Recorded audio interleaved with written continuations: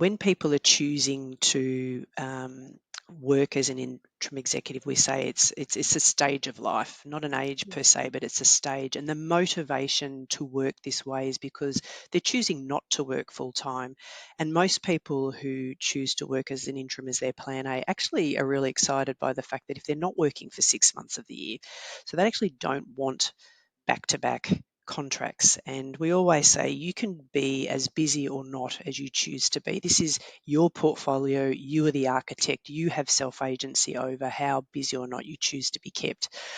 When I'm hearing execs saying, I'm choosing not to do it, or I thought it was going to be different to what it is, and the bit that I don't like is having to find work and always be in the market, says to me that there is a need or reliance for their stage of life to be more gainfully employed. Now, if you're coming into interim wanting to be busy for 11 months of the year, you could absolutely do that. How hard you go on your networking and activating those networks, in the market, selling yourself will absolutely be a lead indicator of how busy are you and how visible your pipeline of work is. Hi, I'm Renata Bernardi, and this is the Job Hunting Podcast, where I interview experts and professionals and discuss issues that are important for job hunters and those who are working to advance their careers. So make sure that you subscribe and follow, and let's dive right in. Before we begin today's episode, I want to share something that I believe can be incredibly helpful to you. I'm launching the RB LinkedIn Club. It's a private LinkedIn group designed to help professionals like you build consistent and credible presence without the overwhelm. Here's how it works. Each week, you will get a structured LinkedIn task, done for you templates, and my personal feedback on your posts. We'll also meet for a monthly live Q&A, and you will be part of a supportive community of peers who are also working to get their visibility and career growth using LinkedIn. The idea is simple. Instead of spending hours guessing what to do on LinkedIn, you will have a clear path, guidance, and accountability, all in less than an hour a week. If this sounds like what you need right now, you can join the RB LinkedIn Club today. It's a monthly membership, and it's designed to simplify something that is usually seen as hard and difficult, but I am confident that I can help you with, and I'm also confident that it will help your career. The link to join is in the show notes. Go check it out now. So, Donna, you are a partner in Interim Executive Management at Watermark, based in Melbourne, right? Yes. And in our previous episode, we discussed your extensive career and the fact that you come from accounting and HR and then moved into executive search. And I will link that episode in the show notes in case people want to go back and hear more about you. Great. But today we're here to talk about Watermark's 15th Annual Interim Executive Survey. Before we even start talking the survey and the report, I want us to define what interim executive management is for those that don't know exactly what it is. So how would you explain that? Yeah, Let's say you're in a barbecue and people are asking you what you do. over the barbecue conversation. Yes. So interim executive management simply is, being dropped into an organisation, usually at short notice, to deliver an outcome. So usually you're fulfilling a role, absolutely. But when you are given the brief, it's typically a problem you're coming in to solve. So typically our data would say a 6 to 9 month contract helping an organisation. When we say executive, that's roles that kick in at the 250K sort of salary and above across all of the C-suite. So we define that as the CEO role and all of the seats around the table. But coming in one of those roles on a short-term basis to help sort out a problem or sit in the seat for a period of the time while the client's going through some kind of transformation. Mm-hmm. And I also want you to explain the concept of a portfolio career, because even if we have listeners who are not at that level of interim executive management, there are opportunities for people to have a portfolio of contracts, consultancies, board Yes, roles that sort of add up to what could be um, a salary equivalent to a permanent role salary. So, how would you certainly. define a portfolio career? Yeah, so when we think about a portfolio, and you raise a really good point, I think the area of the market that Watermark and certainly the survey will talk a little bit more about taps into is the executive end of the market, but the contingent workforce, if you like, so those who are choosing to work on a freelance contract day rate type basis, I think globally now represents about 46% of the market. So there's a groundswell of people who choose to work this way at all salary price points across the market. But when we think about a portfolio, you're often trading a permanent salary that you're fed, on a fortnightly, monthly basis, engaged with one organisation. Most people assign certainty to that sort of role, a permanent role, if you like. You're trading that for a different way of working where you choose to think about not just your work, but also your personal interests and pursuits, your hobbies, your side hustles as a portfolio. So if you imagine, I imagine a building with a number of pillars, and each of those pillars representing potentially a different income stream and or a different hobby and or a different passion pursuit. So you're sort of trading this one bucket of salary for potentially multiple buckets of salary, and that can be interim work, it could be consulting work, a whole range of things. You might have elder care, you might have younger care, you might have side hustles, you might have passion projects, you might enjoy traveling. It's more of a holistic way of thinking about work life, is what we would call a portfolio career. Okay. And Watermark has been doing this report for 15 years. Yes. So there's I feel just like so it's my much birthday. data. There's just so much data there. And I really want to find out from you what stands out the most about the results from 2025 compared to earlier years. Yeah. Look, thank you. And really excited this year to be talking about our 15th year of data. So we've got some longitudinal data that we've sort of covered over those 15 years, which we'll get into. But probably three things stand out for me in this year's data. If I think about the candidate side, it's this real shift from thinking about interim work as a bit of a stopgap. I'll do this while I'm in between roles, to intentionally moving to this as a way of working. And there's a whole range of reasons why that's happened, which we'll dive into.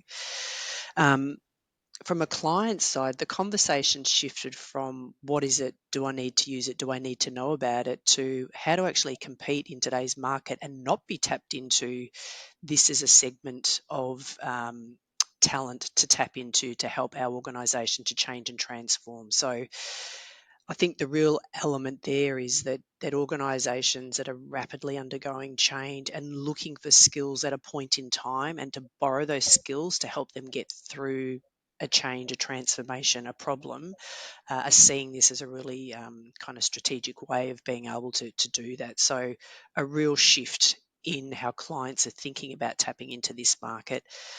And I think the third point that came through was just how AI has revolutionized how we live, how we work, and a lot of themes and data coming through the report around how the interim executives who responded to this survey are leveraging AI to kind of amplify their leadership. And we think are really sort of, at the forefront of how that's playing out in organizations. So they're probably the three areas. Okay. And I've noticed that there were 900 individuals that contributed to the survey, Yeah. and now you have this great amount of data. I mean, 900 for an Australian market, which is not that big, is a huge number Yes. of people. So, using that data now, you mentioned your clients. Hmm. How are you adapting right now based on what you've learned from the report? Are you doing things differently in the way that you interact with candidates and with clients? Yeah, look, thank you. And yes, and if any of the 900 are listening to this podcast, thank you for contributing to the data set.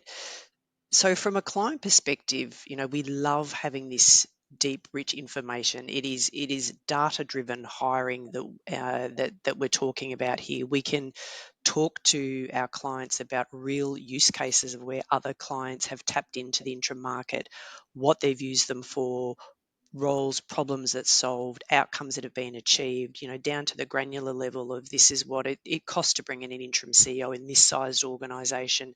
And it's not Watermark kind of sort of trying to do the sell job here. This is independent data that's sort of confirming this is what's happening in the marketplace. So really sort of data-driven hiring on the client side, really robust use cases of where this has worked for them that is broader than just sort of what we do at Watermark.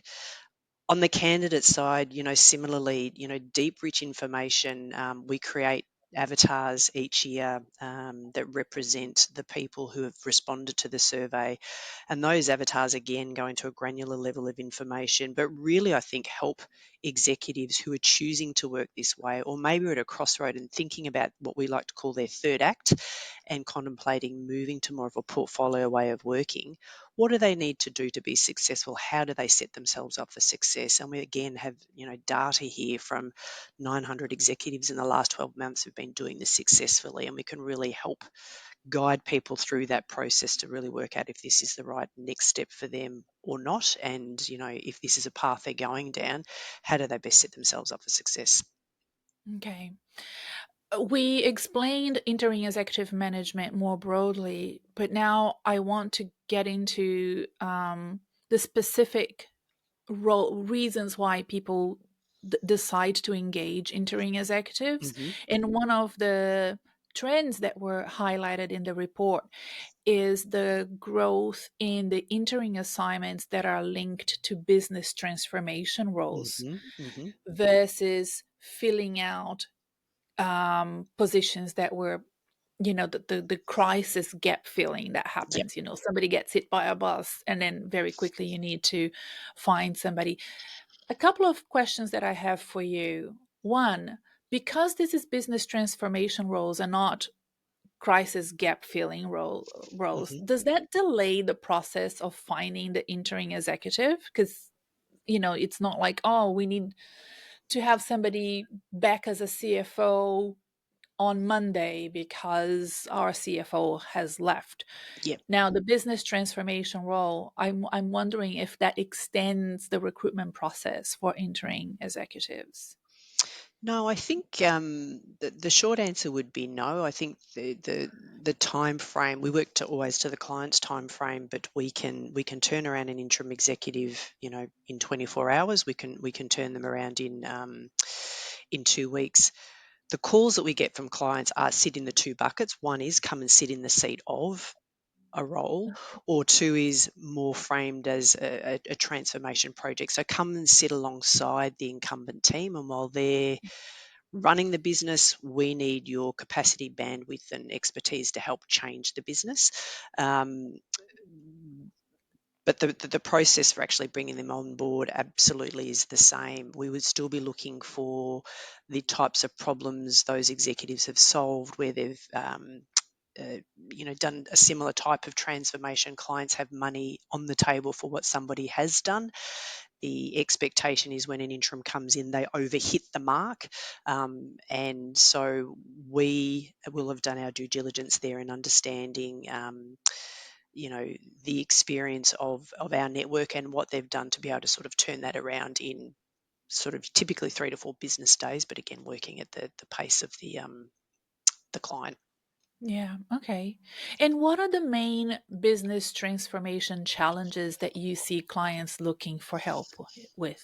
Yeah, so certainly a consistent theme has been around business turnaround. So actually getting to the root cause, and that can be a growth agenda, but it can also be a sort of a cost out, cost cutting agenda. So I'm very aware in the last sort of 12 to 24 months, many organisations and executives who might be listening to this will have been impacted by a number of the cost reduction agendas. Organisations have had productivity gains, optimisation, but equally sort of two-speed economy. There are some sectors that are growing, so bringing in an interim to actually help grow new markets, establish new products, establish new you go-to-market offerings. So the main transformations are typically those. More and more we've seen though in the last 12 months will be the digital transformation. So yes, it can be technology platforms. It could be around new ways of working. It could be around re-augmenting the organisational structure and the skills and the teams needed to deliver on certain customer outcomes. So digital transformations become a big one. One of the biggest calls for interim skill is certainly in the finance space, certainly from a Watermark perspective. I'd say about a third of our placements relate to finance. Certainly the data that came back from the broader market would indicate something similarly. So that sort of commercial acumen, understanding the business drivers, being able to work across not just swimming in your own swim lane of finance, but working across the leadership team, executive team to really drive commercial outcomes has been a consistent kind of need for many organisations, certainly in the last 12 months. Yeah, interesting. And one of the things I couldn't find in the report, but I'm wondering if I missed it or Yep. maybe the gap filling interim roles. So your Yes. acting CEO, acting Yeah. CIO and whatnot, they are there filling in until a permanent person is appointed. So I'm assuming that 6 months would be the sort of the tenure that they would stay, whereas in the business transformation Yep. role I am assuming that they might be longer than 6 months. Can Yes. you Look, see a difference between those two types of interim execs? yeah, that's a really great question. And I guess each assignment is quite nuanced. You're Hmm. right, even sit in the seat of the, say, interim CEO while the client is working through an external recruitment process to place the permanent CEO. Often those roles aren't steady state. There's change happening. They are sit in the seat, but still driving change, owning the reins and making things happen for the time that you're in that role. Hmm. Similarly, on the transformation, which of course transformations can be multi-year, it really depends whether it's a setup phase of a transformation to sort of hand back into the business to run with. It's Hmm. whether you're coming in partway through a transformation that hasn't gone well, so there's a remediation piece. It could be, actually coming to lead a discrete piece of a broader transformation. Average length of assignments we have been seeing have been between 6 to 9 months. That has been fairly consistent, but within that, absolutely, we have some assignments that are multi-year, and we have some assignments, and we see some assignments that go for 4 months. So I think your thinking is right. Transformation related assignments tend to have a longer runway. The sit in the seat, depending on how quickly the client can go to market and replace the role, Yeah. probably a shorter tenured for sure. Yeah. And the reason why I ask this is because I know that when I'm discussing with clients the opportunity of entering executive Hmm. roles for them, many of them are really interested in that from a romantic perspective. Oh, I'd love the Yeah. lifestyle. I'd love, Who you know, wouldn't? who wouldn't? Yeah. But the what keeps them from moving in that direction is Hmm. the constant need to find work. And we have Yeah. seen that in the poll that we're running on LinkedIn. As we Yes. speak, I'm running a poll, and 50% of the people that said one of the reasons they are not pursuing an interim executive career is the constant need to find work as being the Yes. biggest barrier for them. Do you find that that's why people pull out of interim exec work? Yes. So let's explore that. When people are choosing to work as an interim executive, we say it's a stage of life, not an age per se, but it's a stage. And the motivation to work this way is because they're choosing not to work full time. And most people who choose to work as an interim as their plan A actually are really excited by the fact that if they're not working for 6 months of the year, so they actually don't want back to back contracts. And we always say you can be as busy or not as you choose to be. This is your portfolio. You are the architect. You have self-agency over how busy or not you choose to be kept. When I'm hearing execs saying, I'm choosing not to do it, or I thought it was going to be different to what it is, and the bit that I don't like is having to find work and always be in the market, says to me that there is a need or reliance for their stage of life to be more gainfully employed. Now, if you're coming into interim wanting to be busy for 11 months of the year, you could absolutely do that. How hard you go on your networking, and activating those networks, in the market, selling yourself, will absolutely be a lead indicator of how busy you and how visible your pipeline of work is.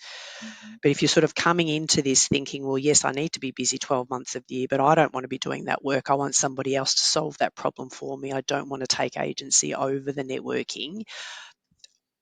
I'm not sure that it's the right stage to be doing this or the right motivation to be doing it. My question for you is, what are you running from in your current role that makes you think that this way of working is, going to be simpler, easier, and so forth?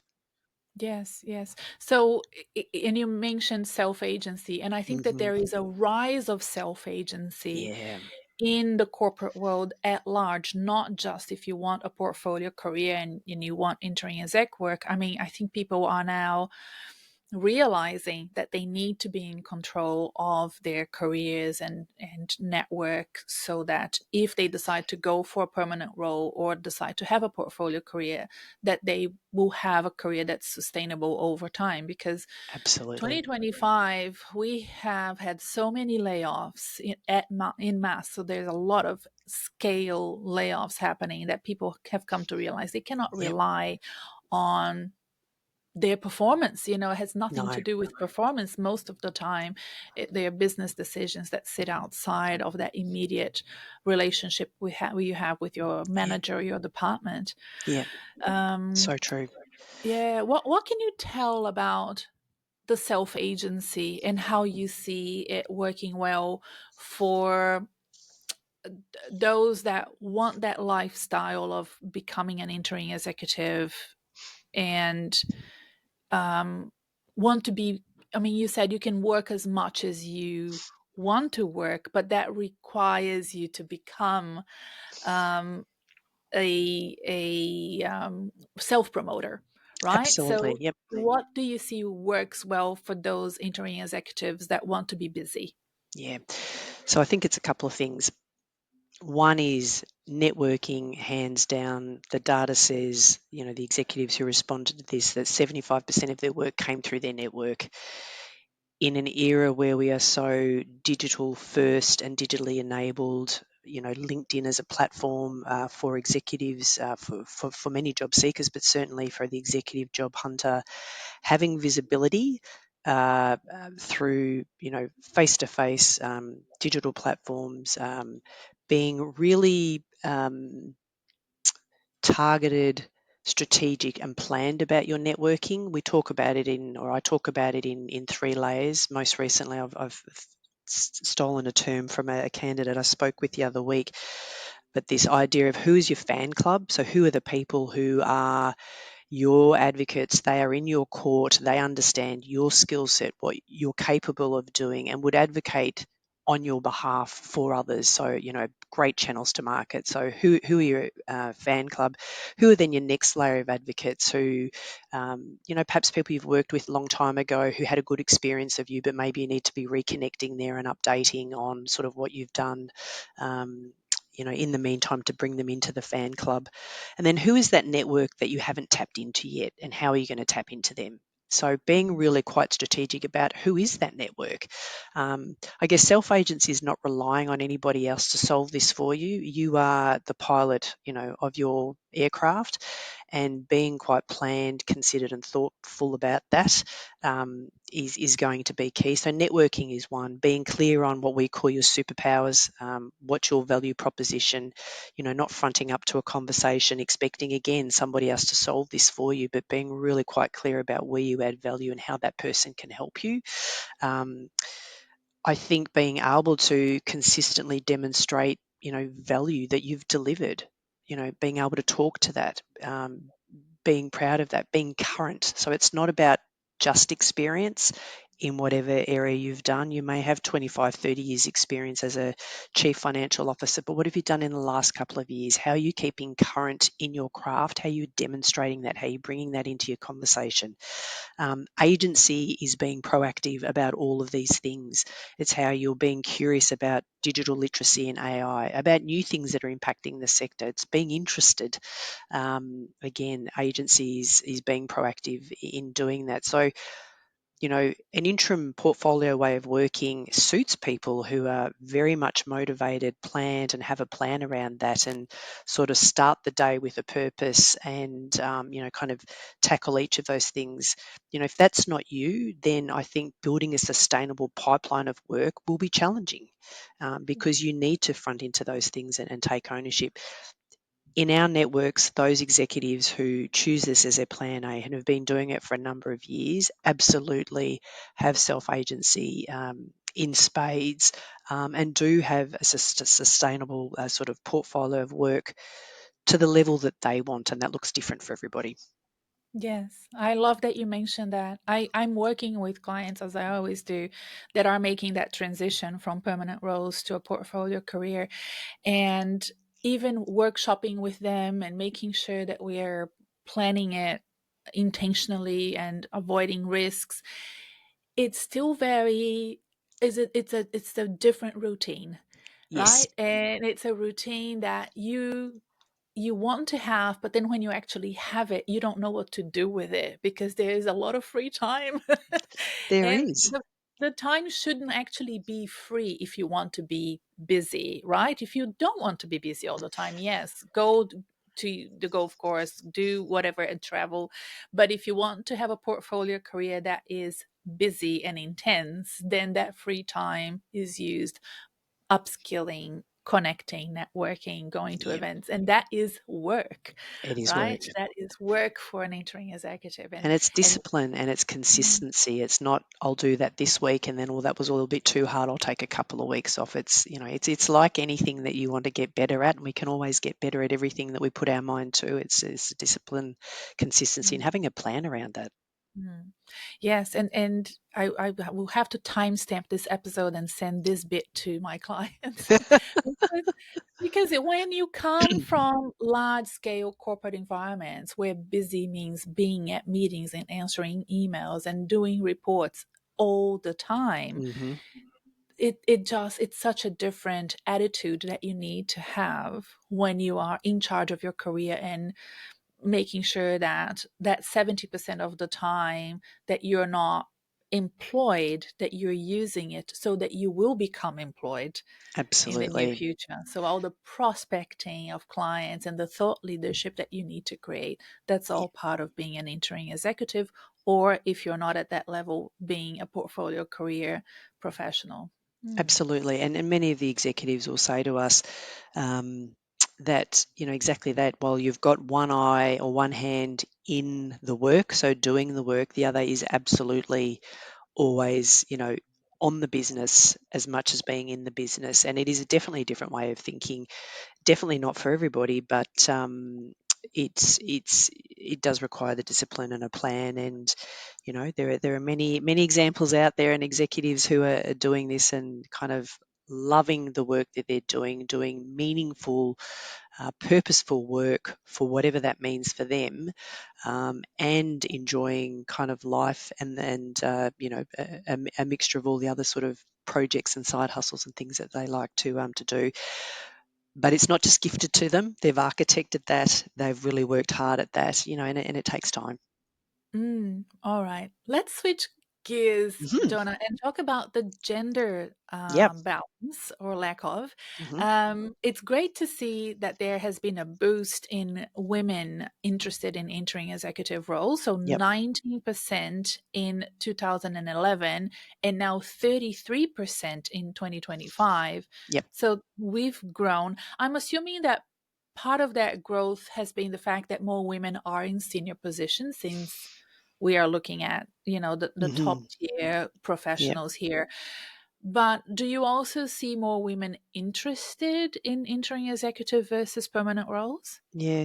So I think it's two things. Yes, societal shifts. So, I think interim as an employment stream and as a way of working, be it permanent roles or others, is impacted by the societal shifts that we're seeing around gender and have seen around gender over the number of years. I would say when I look at the data, we saw a real uptick in women opting into this way of working post COVID. Um, and again, a lot of anecdotal reasons for that. Certainly, the flexibility that a tech-enabled way of working was really amplified at that point in time. Certainly assisted many women in making the transition, being able to multitask and do a range of kind of uh, commitments, if you like, work being one of them at the time. So we saw a real uptick around then.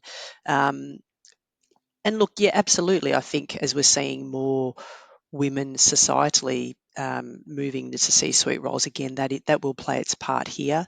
I don't think there's barriers per se. I think we are hopeful, just looking at the data, that there will be sort of parity in those numbers as we get closer to 2040. That's just sort of following the trend line as we go through. To be frank, what I think is going to be more of an opportunity that candidates and organisations need to embrace is the inclusion part. So, I think we'll all agree diversity in all forms, gender being a big part of it, at the C-suite is going to yield better outcomes for businesses and organisations commercially, in society and so forth. But as we think about 5 generations in the workforce, as we think about a workforce that is aging well, so a longer health span, on average that people are choosing to work later in life, partly for motivation and personal satisfaction, partly for money and need, that we'll need to think differently as a society about how we embrace those various generations and support people working for longer in the workforce. So um, I think gender balance, yes. One thing I feel like society's made a lot of shifts as it relates to gender. I think that equally applies in the interim space. I think a bigger thing for us to tackle there is going to be around inclusion. Interesting. And talking about inclusion and longevity, another big change since 2011 Hmm. is age. It has doubled the number of interim executives that are now over 60, Yep. 60 and above.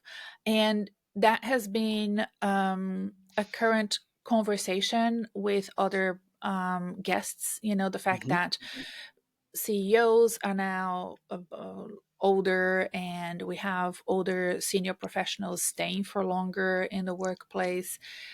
That is great. I mean, as a Generation X, you're Generation X as well. Yes. I've always known that I wouldn't be able to afford Yeah. retiring at 50 like my father did. Yeah. So I think that we are seeing that. Do you think also there is, we are healthier than we've ever been? I mean, I'm talking about you. You're definitely healthier This than is a I. passion area of mine for sure. Yep.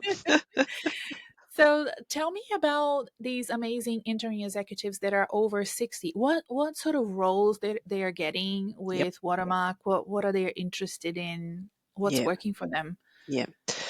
It's a great question. I think it builds on what we're sort of saying about this interesting demographic we have in the market now. We are very much skewed to the over 50 cohort, 60 plus cohort in the market, working, but also at a time where we have health technology that supports people being more informed about their well-being, and enables them more strategies to live well for longer. So improvement in health span. And so, many people who choose this as their plan A are doing a number of things. One, we almost have this kind of audit of their life inventory, if you like. So finances are one thing, health and wellness is another thing.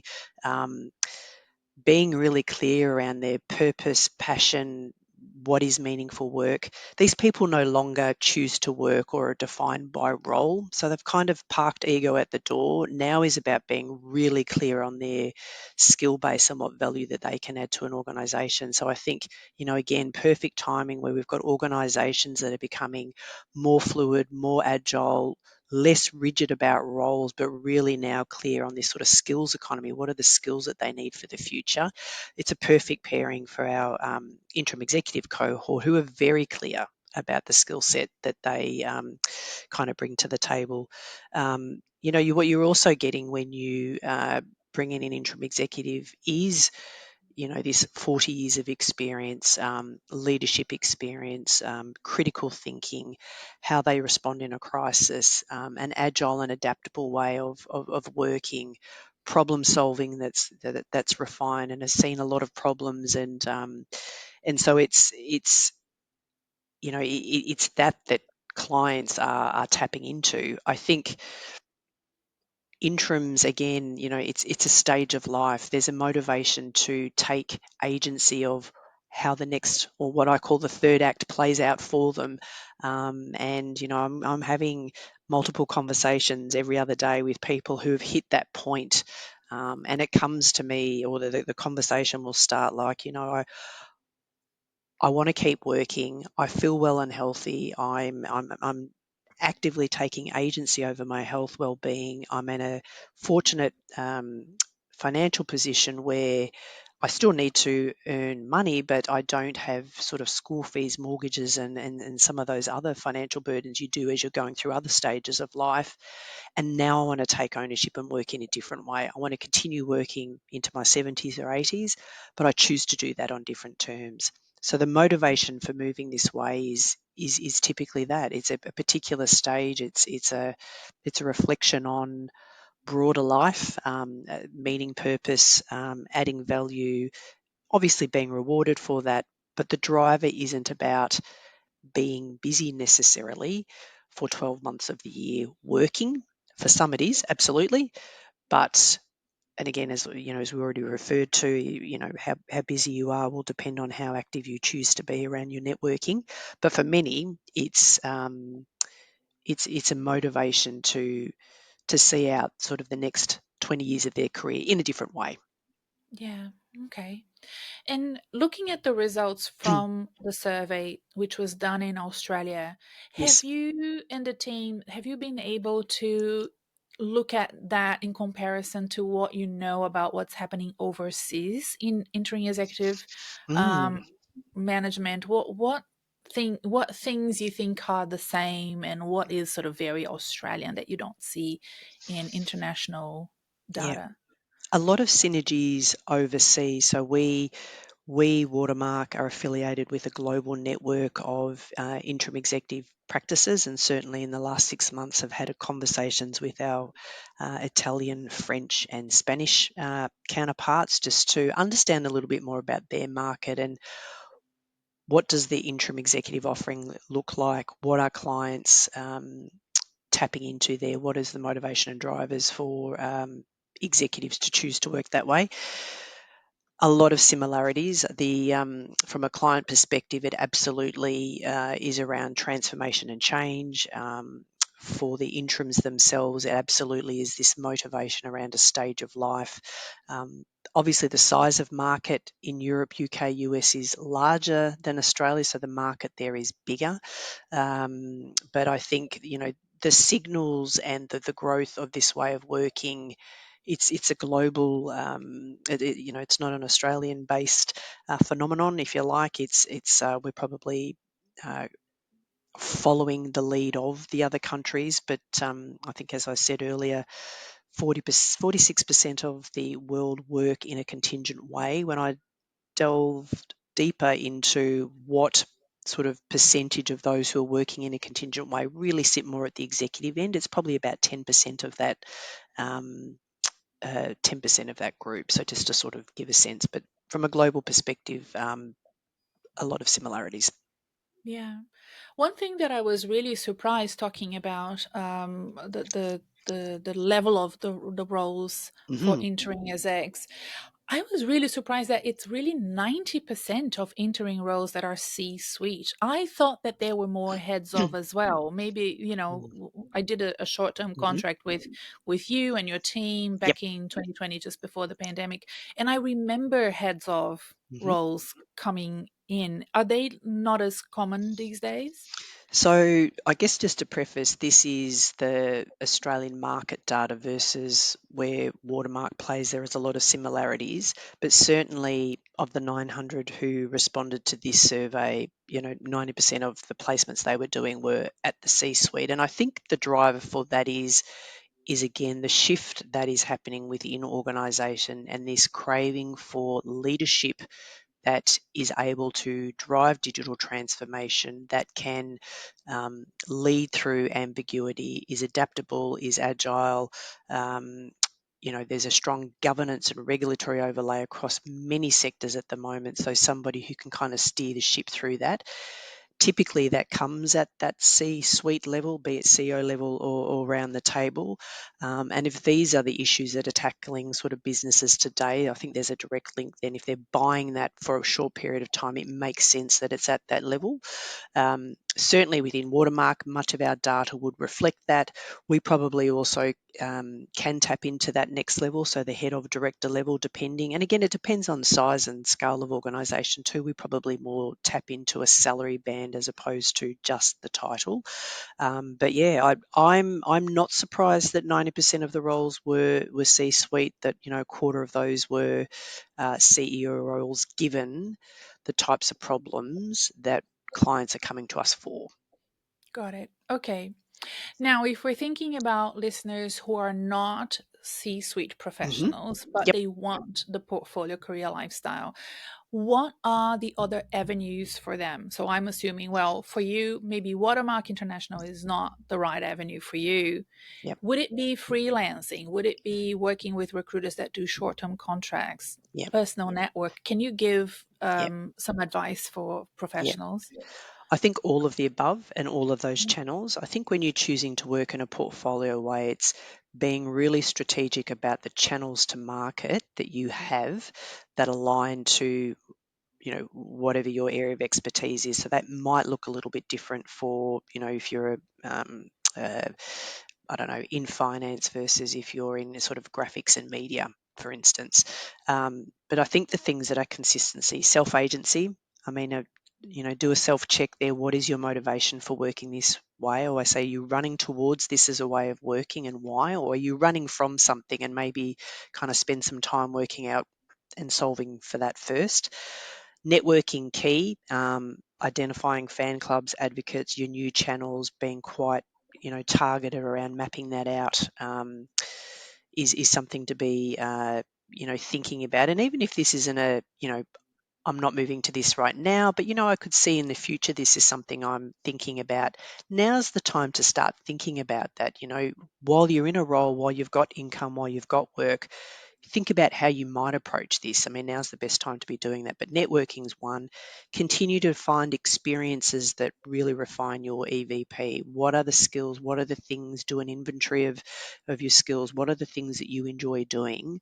Um, and not only what you enjoy doing, but the market wants to buy. And Mm. obviously, that can ebb and flow over time. But the networking and value proposition would be, again, two of the lead indicators. I think if you've got that down pat, uh, you know, plus your why, like anything.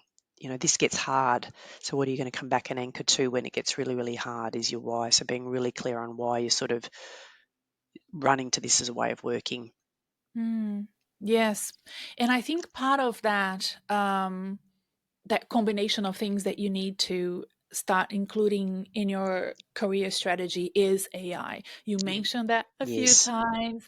I Hmm. noticed that your colleague has written an article today Yep. on LinkedIn about it. I'm going to put a link in the show notes so that people can find it. But AI as a leadership amplifier, I Yep. love that term. I want you to explain what Yeah. that means. And I mean, I'm thinking that it's obvious that the interim executives that are working with Watermark are now using AI tools because, Mm-hmm. 90% Mm-hmm. of interim executives that responded to the survey are using AI Yep. tools.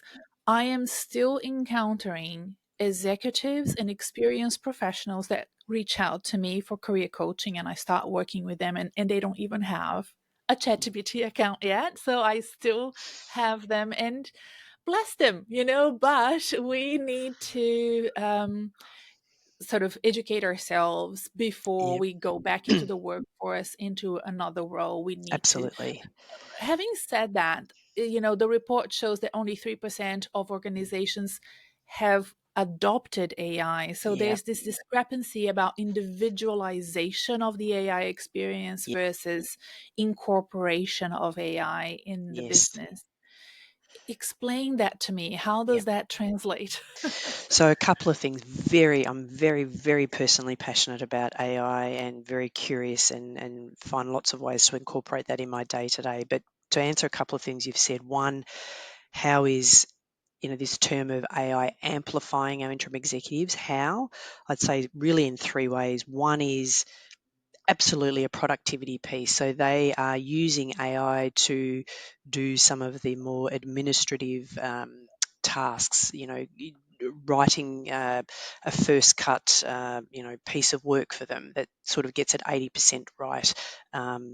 It could be as simple as, diary management and using AI to kind of automate that. Um, a range of automation tools, so they are spending then more of their time on the things that are important, the critical thinking, the judgment, the human side, and I'll come back to that in a moment. I think one of the key things is better decision making. So a lot of examples where AI is being used to synthesize large amounts of data, which we know these large language models can do that better than humans will ever be able to do that.